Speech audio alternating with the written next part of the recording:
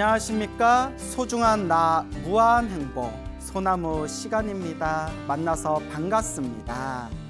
오늘 여러분들께 또 아주 재밌고 감동스러운 이야기 전해드릴까 합니다. 그 해인사라고 아시죠? 합천 해인사. 합천 해인사에 해인사에서 나오는 해인이라는 잡지가 있어요. 월간지거든요. 월마다 해인사에서 해인이라는 이름으로 월간 해인이라는 잡지가 있는데 역사가 엄청 오래 깊어요. 아주. 그래서 아마 불교 잡지 중에서는 현재까지 나온 그런 잡지들 중에서도 가장 오래된 잡지 중에 하나일 거예요. 그 정도로 역사가 깊거든요. 근데 이게 제가 우연히 막 이렇게 옛날 잡지들을 이렇게 살펴보다가 2006년도면 지금으로부터 약 16년 전이겠네요. 그때 거기에 너무나 재미나고 감동스러운 이야기를 발견해서 여러분들과 함께 나누고 싶어서 오늘 이야기를 하나 준비했습니다. 그래서 그 월간 해인지에 그 현재 강릉 대성사에 계시는 형각이라는 노비구니 스님, 형각 스님, 형각이란 법명이 많아요. 근데 저 연세가 80이 넘으신 노비구니 스님이세요. 강릉 대성사 형각이라는 노비구니 스님의 그런 가피 이야기가 되겠습니다. 그래서 불교 작가로 유명하신 박원자라는 그 작가분께서 이렇게 그 스님의 이야기를 듣고 구술하신 그런 내용이 되겠습니다. 자, 이 강릉 대성사에 이 형각이라는 노비구니 스님이 계시는데 지금 이제 거의 80이 넘으신 것 같아요. 대충 이렇게 헤아려 보니까 거의 90 가까이 되신 것 같은데 요 형각이라는 요 비구니 스님께서 10대 중반에 머리를 깎고 출가하셨어요. 10대 중반에 머리를 깎고 이제 출가를 하셨는데 원체 체력이 좋고 또 씩씩하고 그리고 아주 몸을 아끼지 않고 일을 열심히 하시는 분이라서 절에서 여장군이다라는 소리까지 들었대요. 별명이 여장군이다라는 그런 이야기를 들을 정도로 아주 이제 체력이 씩씩한 분이었는데 근데 이 형각 스님이 사실은 남들이 볼 때에는 야 여장군이라는 소리 들을 정도로 그렇게 체력이 아주 힘이 세고 체력이 강한 것처럼 보였지만 사실 출가하고 얼마 안 돼서 17살 때부터 사실 몸이 조금 이상은 했대요. 몸이 좀 이상했지만 뭐 타고난 체력과 힘으로 그냥 개의치 않고 신경 쓰지 않고 열심히 그렇게 이제 수행도 하시고 활동도 하시고 고된 작업도 하셨는데 은사 스님 모시고 저 성남사라는 아주 큰 비구니 참선도량이 있거든요. 성남사에 가가지고 그 성남사에서 30대 중반이 되었을 때 그때 도저히 뭐 염불도 못하고 일도 못하고 움직이기가 힘들 정도로 몸이 굉장히 안 좋아지셨대요. 30대 중반에. 그러니까 이제 그동안 몸에 안 좋았던 게 쌓이고 병이 악화된 거겠죠. 그러니까 여러분들도 조금이라도 몸 이상하다 싶으면 빨리 병원 가서 진단 받으세요. 병 키우지 마시고. 알겠죠? 자, 그래서 30대 중반에 성남사에서 공부하고 있을 때 30대 중반에 너무 몸이 아파서 뭐 염불도 못하고 몸도 움직이기가 힘들 정도로 몸이 악화가 되셨대요. 여장군 소리가 듣던 분이 이상하다 하다가 이제 어디 한의원에 잠깐 이제 진료를 받으러 갔는데 늑막결핵이라는 그런 판정을 받았대요. 늑막결핵. 그러니까 늑막이면 갈비뼈겠죠. 갈비뼈 이제 결핵. 그래서 뭐 청천벽력 같은 소식이겠죠. 또 그 당시 몇십 년 전 현대의학이 지금처럼 발전하지 못했을 때는 결핵 때문에 뭐 폐결핵 때문에 세상을 떠나신 분들도 의외로 많지 않습니까? 그래가지고 그냥 보약 한 제 먹고 속으로 끙끙 앓으면서 그것을 그냥 절에서 버텼대요. 그러면서 무슨 생각을 하셨냐면 하여튼 옛날 분들은 너무나 순수하셔. 물론 그런 순수한 불심이 있었기 때문에 이렇게 한국 불교를 이끌어 오신 거겠지만 그 옛적 스님들 보면 얼마나 순수하세요. 무슨 생각을 하셨냐면 내가 신심이 없어서, 내가 불심이 없어서 이렇게 몸이 아픈가 보다 스스로 그렇게 자책을 하면서 끙끙 앓다가 결국은 상태가 더 악화돼 가지고 이제 큰 병원으로 이제 옮겼답니다. 큰 병원에 가가지고 이제 검사를 받아 보니까 그 의사 선생님이 깜짝 놀라면서 당장 수술하지 않으면 이거 죽습니다. 당장 수술해야 됩니다. 이러다가 얼마 후에 죽습니다라는 그런 깜짝 놀라는 그런 이제 진단 결과를 받게 됩니다. 그러니까 의사가 당장 수술받지 않으면 이대로 가다가 얼마 후에 죽습니다라는 소리까지 들으니까 이제 환자복을 입고 병원에 입원을 해서 병실에 있는데 5만 가지 생각과 서러움이 복받치더래요. 평생 승복 입고 있다가 부처님 제자로서 내가 내 몸 관리 제대로 못해서 내가 승복을 벗고 환자복을 입고 요 병실에 이렇게 누워있는 자신의 모습을 봤더니 너무나 그렇게 스스로가 자책이 들더래요. 그래서 참 옛날 스님들 순수하시죠. 우리 같으면 그냥 병원에서 치료받을 것 같은데 죽을 때 죽더라도 승복 입고 부처님 도량에서 죽겠다. 어우, 대단하지 않습니까? 물론 이걸 따라하라는 얘기는 아니에요.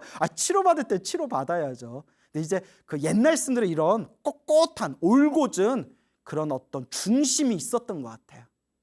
뭘 그렇다고 따라하라는 얘기는 아닙니다, 여러분. 내가 죽을 때 죽더라도 승복을 입고 부처님 도량에서 죽겠다. 그리고 그냥 퇴원을 해버리고 그냥 절로 돌아왔대요. 그러면서 그때 은사 스님께서도 몸이 안 좋으셔가지고 그 당시 합천 해인사 극락전이라는 곳이 있어요. 극락전. 예전에는 이제 노스님이나 몸이 아프신 어른 스님께서 이렇게 이제 머무르시던 그런 이제 극락전이란 건물이 있었어요. 지금도 해인사 가면 극락전이라고 있을 거예요. 그 해인사 극락전에 이제 가셔가지고 해인사 극락전에 짐을 풀고 이제 죽을 날만을 고요하게 기다리고 계셨대요. 죽을 날만을 고요하게 기다리고 있을 때 그때 사형 스님이 찾아오셨대요. 사형 스님이 찾아오셔서 이복의 형각 스님 죽을 때 죽더라도 성철 스님 한번 만나보는 게 어떻겠나. 저 성전함에 계시는 성철 스님 한번 만나보고 죽는 게 낫지 않겠느냐, 인사라도 드리는 게 낫지 않겠느냐라는 이야기를 듣습니다. 여러분 이제 우리 한국 현대불교에서 가장 큰 스님으로 추앙받는 분 중에 한 분이 성철 스님이지 않습니까? 그 당시 성철 스님이 해인사 백년암에 들어오시기 전에 저 파계사, 대구 파계사 위에 성전암이라고 있는데 그때 철조망을 치고 아무도 못 들어오게 철조망을 치고 그때 10년 가까이 그 성전암에서 공부하고 수행하고 계시던 때였대요. 그래서 형각 스님이 그래 죽을 때 죽더라도 큰 스님께 인사나 한번 드리자 해가지고 그 아픈 몸을 이끌고 사형 스님 세 분하고 함께 이제 성전암으로 오르는데 몸이 너무 아프니까 몸이 너무 지치고 힘드니까 막 캑캑거리지 않았겠어요? 그래서 어떻게 했냐면 산을 올라가기도 힘들어서 사형 스님 두 분이 앞에서 사형 스님 두 분이 허리에다 허리로 끈을 묶어가지고 앞에서는 스님 두 명이 끌어주고 뒤에서는 또 스님 한 분이 뒤에서는 이렇게 등을 밀어줬대요. 스님 세 분이 이렇게 부축을 해줘가지고 겨우겨우 이렇게 막 산을 올라간 거예요. 산을 가다가 너무 힘들어서 그 산길에 그냥 자빠져가지고 누워가지고 겨우 숨 돌린 뒤에 올라가다가 또 지쳐서 쓰러지고 올라가다 또 지쳐서 쓰러져서 그 세 분의 사형 스님 덕분에 몇 시간 만에 가까스로 이제 성전함에 올라가게 됐대요. 그래서 원래 성전함은 이렇게 철조망이 쳐져 있었는데 다행히 이제 스님들이 스님 형각이라는 비구니 스님이 지금 이제 다 죽어갑니다. 그래서 스님께 인사드려가니까 한 번만 좀 만나 주십시오 해가지고 이제 다행히 철조망을 그때 열어줬대요. 그래서 이 형각 스님이 비구니 형각 스님이 이제 성철 스님 계신 곳 방 안으로 들어가서 이렇게 인사를 드리는데 성철 스님이 고함을 꽥 지르면서 네 여기 왜 왔노? 이러면서 소리를 버럭 지르시더래요. 네 여기 왜 왔노? 하면서. 원래 성철 스님이 되게 성격이 괄괄하셨대요. 여러분 우리 스님 하면 뭔가 자비롭고 막 그런 거 생각하잖아요. 예. 근데 성철 스님은 말 그대로 가야산 호랑이라고 해가지고 성격이 엄청나셨대요. 물론 그런 독한 성격이 있으셔서 그렇게 당신의 몸을 아끼지 않고 생명을 걸고 수행하실 수가 있었던 거겠죠. 예. 너 여기 뭐하러 왔노? 하고 고함을 버럭 지르더랍니다. 다 아시면서. 그래서 이렇게 인사를 드렸더니 이제 성철 스님이 다짜고 짜신 말씀에 네 살래 죽을래? 라고 하시더래요. 네 살고 싶나 죽고 싶나? 하면서 소리를 꽥 지르시더랍니다. 너 살래 죽을래 하는데 그럼 뭐라고 하겠어요? 예, 살고 싶습니다 했겠죠. 그래서 이제 형각 스님께서 성철 스님께 예, 저 살고 싶습니다 라고 하니까 이제 성철 스님께서 그래, 너 살고 싶제? 너 살고 싶제? 사투리가 워낙 심하셨대요. 너 살고 싶제? 이러면서 매일 3,000배를 해라 라고 했대요. 매일 3,000배를 해라. 그러니까 막 형가스 그 얘기 듣는 순간 뒤로 이렇게 넘어가실 뻔했대요. 아니 정말 몸도 움직이기가 힘들고 요 산골짜기 성전함 걸어서 올라오는 산길도 너무나 힘들어서 사형 스님들 세 분이 도와주셔가지고 몇 시간 만에 겨우 올라왔는데 성철 스님께서 하시는 말씀이 너 살고 싶지? 그래, 너 살고 싶으면 매일 3,000배를 해라 라고 그렇게 숙제를 내주시더래요. 3,000배 하겠냐? 그래서 49일 동안 3,000배를 해라 라고 했대요. 49일 동안. 근데 이제 성철 스님이 이제 이렇게 말씀하셨대요.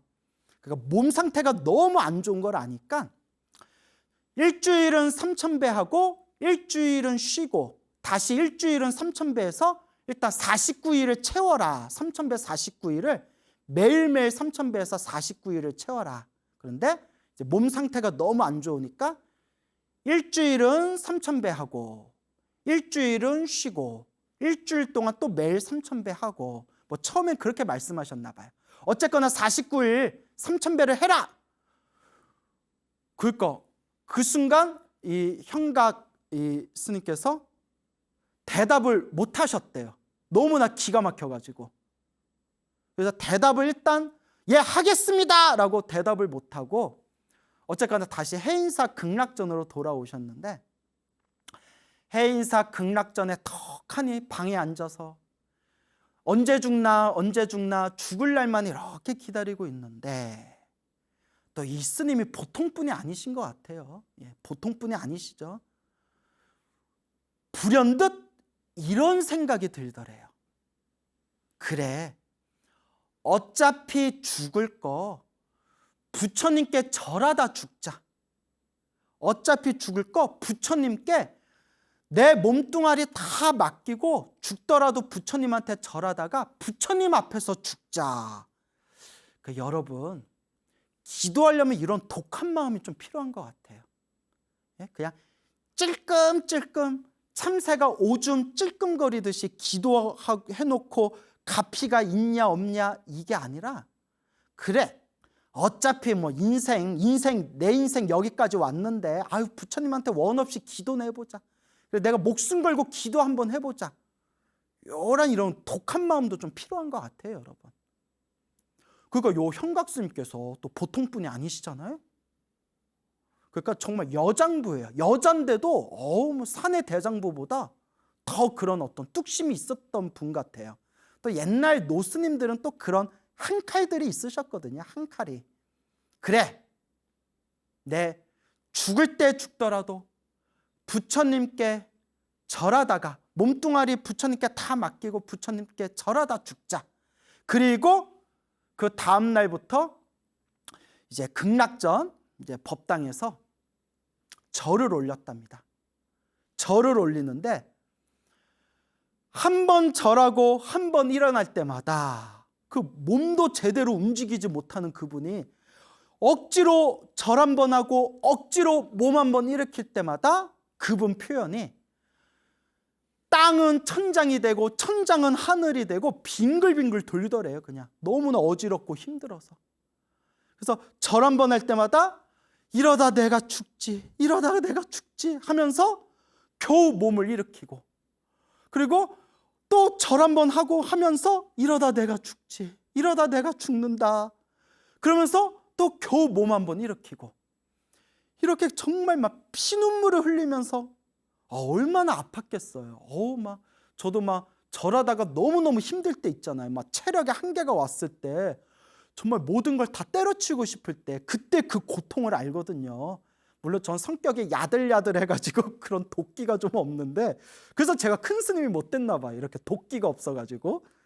여하튼 그렇게 이제 막 절을 하는데 나 죽는다, 나 죽는다, 이러다 나 죽는다 하면서 절을 하다가 1080배가 됐대요. 1080배.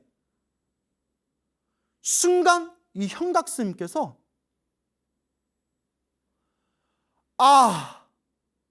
내 몸뚱아리에 내가 솟고 있었구나라는 그런 어떤 깨달음이 올라오신 거예요.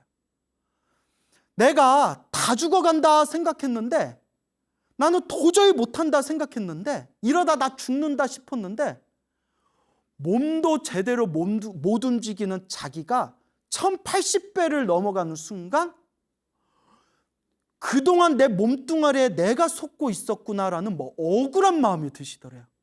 이 솜장덩어리, 이 몸뚱아리에 내가 솟고 있었구나 하면 되는데, 내 몸뚱아리의 주인은 내 정신인데 이 정신이, 이 마음이 몸뚱아리에 솟고 있었구나. 그리고 그날 3000배를 채우셨대요. 여러분 3000배 한번 해보세요. 건강한 평소에 운동하던 사람도 하루 동안 3000배 하라고 하면 거의 다 그냥 탈진해서 뻗어요. 그 아픈 몸으로 산길도 제대로 못 올라가던 몸으로 그날 3000배를 하신 거예요. 내 몸뚱아리에 내가 솟고 있었구나 하면서. 그리고 그 다음 날 3일 동안 막 피눈물을 흘리면서 막 이를 악물고 3일 동안 매일 3000배를 하셨는데 여러분, 저희가 말은 이렇게 여러분 재밌게 쉽게 얘기하지만 그 현각 그 스님께서 얼마나 그때 힘드셨겠어요. 그런데 3일째 3000배를 마치는 그 순간부터 절을 할 때마다 산 하나를 들고 절을 할 때마다 산을 짊어지고 엎드리는 느낌이었는데, 갑자기 3일이 지나면서 절을 할 때마다 누가 엉덩이를 손으로 받쳐주는 느낌이 들더래요. 절을 하는 게 너무 편안해졌대요. 그러니까 일어나고 앉을 때마다 누가 자기 엉덩이를 딱 잡아주고 이렇게 엉덩이를 밀어주고 엉덩이를 받쳐주고 하는 느낌이 들더래요. 몸에 이제 기가 도는 거죠. 기운이 도는 거죠. 그렇게 절을 하고 있는데 어느 날부턴가 어느 비구 스님께서 극락전에 오셔가지고 자기 절하는 걸 빤히 매일매일 찾아와서 자신을 바라보더래요. 그 비구 스님이 바로 그 유명하신 해인사 지조감의 일타 스님, 일타 큰 스님 다들 들어보셨죠? 아주 유명하신 큰 스님이셨는데 또 제가 굉장히 또 존경하는 분이거든요. 일타 큰 스님께서 매일매일 찾아와서 자기 절하는 걸 한 번은 꼭 보고 가셨대요. 왜냐하면 평소에 그 현각스님 몸이 아팠던 걸 예전에 보신 적이 있으셔가지고, 저 스님이 지금 병 고치겠다고 3000배 하고 있는데 저 스님이 과연 살려나 죽으려나, 저러다가 죽어서 내일은 못 나오는 거 아닌가, 저래가지고 정말 저거 살 수 있는 건가, 저 스님이 살았나 죽었나 확인하려고 일타 스님께서 매일 오셔서 매일 자기 절하는 걸 꼭 확인하고 가셨대요. 그러니까 이게 큰 스님이 절하는 그 형각스님에게 이렇게 이제 에너지를 보돋아 주신 거죠. 이제 응원을 주시는 거죠. 응원하고 격려해 주시는 거죠. 멀리서나마 항상 내가 항상 너 지켜보고 있다라고 이렇게 아마 봐주신 거 아니겠습니까? 그러면서 이게 해인사에서 입소문이 나가지고 해인사에서 공부하는 스님들 사이에서 야, 어느 비구니 스님이 지금 다 죽어가게 됐는데 그 병을 고친다고 지금 극락전에서 매일 3,000배를 한다더라. 그 입소문이 나가지고 스님들이 우르르 와가지고 구경하고 갈 정도였대요. 그만큼 이제 대단한 거죠. 절을 하면 절을 할수록 점점 몸이 가벼워지더니 원래 성철 스님이 일주일은 절을 하고 일주일은 쉬고 일주일은 절을 해라, 그렇게 49일을 맞춰라 했는데 몸에 힘이 딱 받으니까 49일 동안 하루도 안 빠지고 매일매일 3,000배를 하시고 49일 기도를 마치셨대요. 49일 3,000배를 딱 마치시고 나서 성전함에 드디어 혼자서 걸어가지고 성전함에 딱 올라서 성철스님께 인사드리니까 성철스님이 딱 보면서 하시는 말씀이 안 죽었네, 니 안 죽었네 이러시더래요. 막 놀리시더래요. 그러니까 아마 기뻐하셨겠죠. 아유, 얼굴 딱 보니까 얼굴에 막 혈색이 돌고 이제 몸에 기운이 도니까 이제 성철스님이 이제 기뻐서 장난치셨던 거겠죠. 니 죽을 줄 알았는데 안 죽었네 이러면서 49일 동안 매일 3,000배를 하고 다시 오너라 라고 했대요. 그래서 예, 알겠습니다. 이제 힘이 붙은 거죠. 형각스님도 다시 두 번째 49일 3,000배 기도를 하고 하나도 힘들이지 않고 정말 가볍게 이제 성전함에 올라가서 인사를 드렸더니 성철스님께서 봐라, 네가 살 수 있는 길이 있었는데 왜 그렇게 몇 년 동안 이 고생을 했느냐, 너 살 수 있는 길이 있지 않느냐 하면서 마지막 숙제를 내주신 게 49일 동안 매일 3,000배를 하고 그 다음에 100일 동안 매일 절을 하되 3,000배를 다 못 채워도 좋다, 3,000배의 반만 해도 이제 충분하다라고 이제 숙제를 내주셨대요. 자, 그리고 이제 극락전에 가서 형각스님이 그 숙제를 이제 다 마치게 됩니다. 다 죽어가던 스님이 몸도 움직이지 못해가지고 스님 세 분이 끌어주고 밀어줘서 겨우 성전함에 올라갔던 그 비구니 스님이 49일 동안 매일 3,000배 하는 걸 3번을 마치고, 한 번, 두 번, 3번을 마치고 마지막 100일 동안 매일 1,500배 이상씩 1,500배 이상씩 매일 절을 하는 것을 100일 기도를 마친 거예요. 49일 기도 3번, 100일 기도 1번. 다 더하면 며칠 기도한 건가요? 예, 여러분들이 계산해 보세요. 예. 그리고 그 숙제를 다 마치고 난 뒤에 아주 건강해진 몸으로 성철 스님께 인사를 드렸는데, 스님 49일 동안 매일 3,000배 하는 거 3번을 마쳤고 매일매일 절하는 거 100일 기도 마쳤습니다 하니까 성철 스님께서 너 당장 큰 병원 가서 진단서 끊어와라 라고 딱 시키시더랍니다. 큰 병원 가서 진단서 끊어와라. 그래서 이제 룰루 이제 병원에 가셨겠죠. 그래서 진단서를 딱 이제 끊는데 의사가 하는 말이 예, 아무 이상 없습니다 라고 하더래요. 아무 이상 없습니다. 아무 이상 없습니다. 처음에 병원에 입원했을 때 스님 지금 수술받지 않으면 스님 죽습니다 라는 소리를 들었는데 예, 아무 이상 없습니다. 그래서 처음 자기를 진료해줬던 그 의사를 만났대요. 그 의사한테 다시 갔대. 그 외국인 의사한테. 그 의사가 딱 스님을 보는 순간 스님 어떻게 된 거냐고, 병이 사라졌다고 어떻게 된 거냐고 그 외국인 의사가 놀래가지고 처음에 그 형각 스님을 진료해준 스님 수술 안 하면 스님 죽습니다 했던 그 의사를 딱 찾아가니까 스님 어떻게 된 겁니까? 그래서 3000배 연불 기도에서 나왔습니다. 3000배하고 연불에서 나왔습니다 했더니 이 의사 선생님이 무슨 말인지 몰라가지고 이해를 못 하더래요. 그게 무슨 말이냐고. 3000배를 했는데 병이 나요? 세상의 논리와 과학으로는 해결할 수 없는 이런 신비한 힘과 가피가 분명히 있기는 있나 봅니다. 그래서 아무 이상 없습니다라는 그 진단서를 갖고 성철 스님께 다시 올라가서 인사드리니까 성철 스님이 그래 너 잠깐만 기다리고 조금 있다 저 밑에 성전함에서 저기 밑에서 기도하던 그 신도들이 여기 성전함에 올라올 건데 서울하고 부산 신도들이 여기 성전함 밑에서 기도하던 신도들이 올라올 건데 그 보살들 좀 그 신도들 좀 얼굴 좀 보고 가라 이러시더래요. 아니 스님 왜요? 왜 스님 안 하시던 일을 왜? 너 처음에 병원 갔을 때 같이 따라갔던 신도들이 너 이미 죽었다고 소문이 났다고 하더라. 너 이미 죽어가지고 너 이미 다비했다고. 그러니까 너 살아있다는 거 얼굴 좀 보여줘라. 그러니까 아마 그 형각스님이 병원에 갔을 때 신도들 몇 분이 따라갔나 봐요. 불심이 깊은.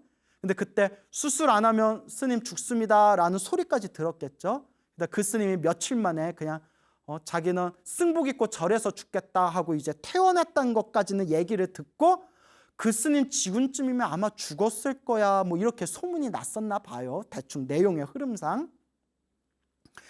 그 신도들이 서울과 부산의 그 신도들을 우르르르 이렇게 성전함에 올라와서 요 형각 비구니 스님을 보는 순간 그 스님을 알던 그 신도들이 막 펑펑 울면서 스님 사셨군요 하면서 뭐 눈물바다가 되었대요. 그러면서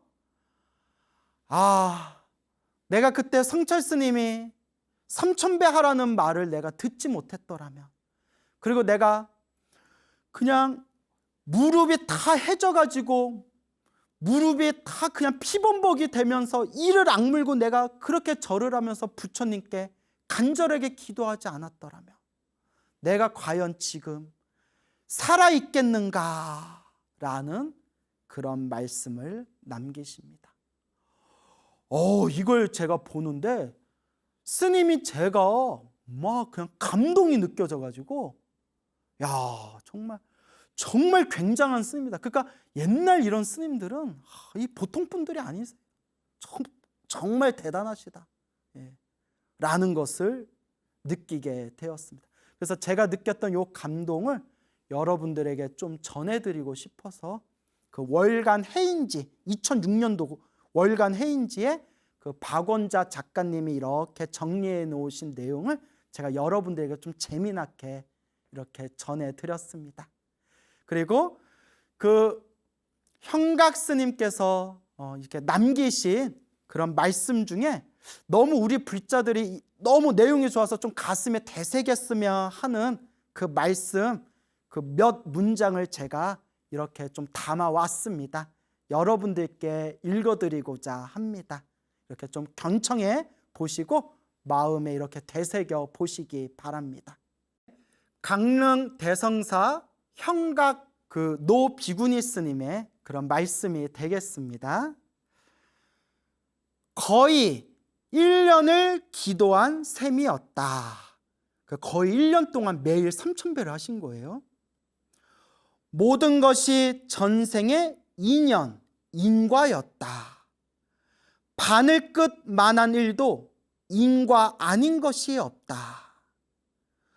우리네 사는 게 좋은 일이건 나쁜 일이건 전생에 자기 눈으로 찍고 녹음해 놓은 필름이 돌아가는 것이다. 그래서 제가 늘 말씀드리죠. 좋은 일도 나쁜 일도 다 내가 지은 업의 인연법이다. 우리의 지금 모습은 그 필름이 돌아가는 과정인 것이다. 내가 전생에 찍어놓은 필름이 지금 이 순간에 돌고 있다는 거예요. 사진을 잘 찍은 데는 편안하고, 고통받는 것은 전생에 안 좋은 마음을 썼기 때문에 나타나는 것이다. 모두 인연인과, 인연법이라고 하든 인과법이라고 하든 모두 내가 지은 인연법, 인과법이다. 인연인과, 자작자수, 자작자수, 내가 지은 것을 내가 받은 것이다. 자기가 지은 것을 자기가 받은 것이다. 자작자수, 내가 지어 내가 받는 것이다. 조금도 어긋남이 없는 명확한 이치를 나는 기도를 통해서 깨달았던 것이다. 나는 누구한테 선뜻 기도하라는 소리를 하지 못한다. 내가 목숨 바쳐 기도를 해봤기 때문에 어설프게 기도해서는 안 된다는 생각을 가지고 있기 때문이다. 큰 스님께서 내게 기도하라고 이르시지 않았으면 나는 벌써 세상을 떠나 지금 세상에 없을 것이다. 큰 스님을 믿는 마음이 없었으면 기도를 못했을 것이다. 수저 하나도 제대로 들지 못했는데 가능했겠는가? 수저 하나도 제대로 들지 못했던 몸이었는데 그 숨 넘어가는 그 순간에도 무릎이 다 상처로 해져가지고 무릎바닥이 다 그냥 피범벅이 되는 그 순간에도 삼천배를 하셨다는 거예요. 그러니까 기본적으로 그 심성이 보통 분이 아니셨던 분입니다. 업장이 두터운 내가 기도해서 업장 소멸하지 않았으면 벌써 죽어서 무간지옥에 갔을 것이다. 이건 겸손의 말씀이죠. 설마 이 스님이 무간지옥에 떨어질 리가 있겠습니까? 근데 그런 겸손의 말씀을 하신 겁니다. 부처님과 큰 스님의 은혜를 갚으려면 수행 정진에서 생사해탈을 해야 하는데 정진을 제대로 하지 못한 것이 송구스럽기 그지없다. 그래서 너무나 겸손한 분이라서 그렇게 부처님과 성철 스님을 그렇게 이제 고마워하면서 감사해하면서 그분들 생각해서 내가 더 열심히 수행했어야 되는데 내가 참 부끄럽다라는 그런 겸손의 말씀이 되겠습니다. 이렇게 우리 중생들이 인생을 살다 보면 좋은 일도 있고 나쁜 일도 있고 행복한 일도 있고 불행한 일도 있고 한 치 앞도 알 수 없는 게 바로 우리 중생의 인생이라는 길인 것 같습니다. 인생이라는 길을 걸을 때 꽃길이 있을 때도 있지만 험난한 가시밭길이 있을 수도 있지 않습니까? 너무나 힘들고 괴롭고 지쳐 힘들 때 내가 의지할 수 있는 유일한 의지처가 누구냐? 오로지 부처님, 오로지 부처님입니다. 그래서 항상 우리 소나무 애청자 분들께 늘 드리는 이야기가 힘들고 괴롭고 답답할 때 허망한 것들, 이상한 것들에 의지하지 말아라. 그냥 내 마음자리 하나 딱 믿고 내 마음의 이 불심을 딱 믿고 오로지 부처님께 의지해라. 부처님을 향해서 기도하고 간절히 기도했는데도 나쁜 일이 생긴다면 그거는 어쩔 수 없는 내 업의 인연법이다. 오히려 기도를 열심히 했는데도 힘들고 괴로운 일이 생긴다면 내 업장이 그만큼 소멸되고 있는 하나의 과정이구나. 내가 지은 숙제와 빚을 갖고 있는 과정이구나 라는 마음으로 그저 묵묵히 닦아나갈 뿐이다 라고 여러분들에게 간곡하게 말씀드리는 겁니다. 우리 주변에 사이비 종교인들이 너무 많습니다. 제가 가끔 인터넷 보다가 너무나 어이없고 제가 너무나 화딱지가 나가지고 야, 우리 올바른 견해를 갖춘 불자님들이 이런 거에 속으면 안 되는데 생각하면서도 거기에 홀딱홀딱 넘어가는 분들이 너무 많은 것 같습니다. 그래서 자기가 막 깨달았다느니 내가 깨달았다라고 한다든가, 또 어떤 사람은 심지어 자기가 부처님의 화신이래요. 얼굴은 혼탁하게 생겨가지고 자기가 뭐 부처님의 화신이라느니, 심지어 어떤 사람은 자기가 미륵부처래요. 미륵불이래요. 제가 미치고 팔짝 뛰겠습니다, 여러분. 내가 미륵불이라느니.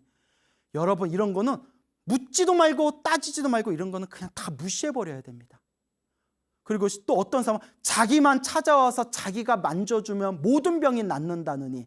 아니, 그러면 가서 노벨상을 받아야지 왜 인터넷에서 자기가 만져주면 병이 낫는다고 왜 그런 걸 광고를 하고 있어요? 그 정도면 세계 과학자들 다 모셔갈 텐데. 그리고 멋모르고 찾아가면 또 엄청난 돈을 요구한대요. 정성을 보여야 내가 만져줘도 치료가 잘 된다고. 이런 거에 절대 속으면 안 됩니다. 또 제가 또 이상한 내용을 봤어요. 자기가 신도 가게에 가면, 신도 집에 가고 신도 가게에만 가면 그 집이 잘 된대요. 아니, 그러면 우리 한국의 관광부 장관으로 모시면 세계 모든 관광객들이 우리나라로 다 오겠네요. 그럼 뭐하러 신도집에 왔다 갔다 해? 우리나라 관광부 장관이 되면 우리나라 더 잘 되겠네요. 자기가 신도집에 가면 그 신도집이 엄청 잘 된다고. 여러분, 그런 말에 속지 마세요. 저도 그런 말 많이 들었어요.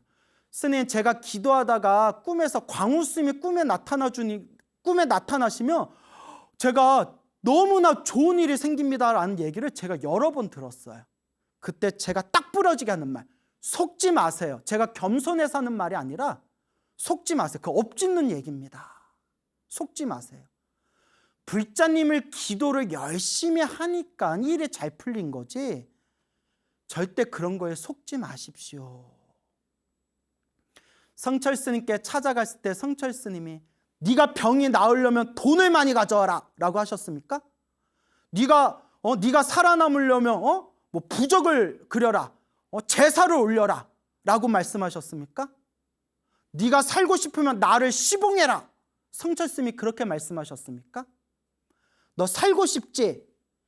부처님께 삼천배해라, 부처님께 기도해라 라고 말씀하셨을 뿐입니다. 기도를 한다고 무조건 좋은 일이 생기는 건 아닙니다.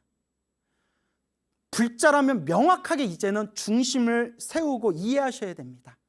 좋은 일도 나쁜 일도 내가 지은 업의 인연이다. 그러니 묵묵히 오직 부처님을 믿고 닦을 뿐입니다.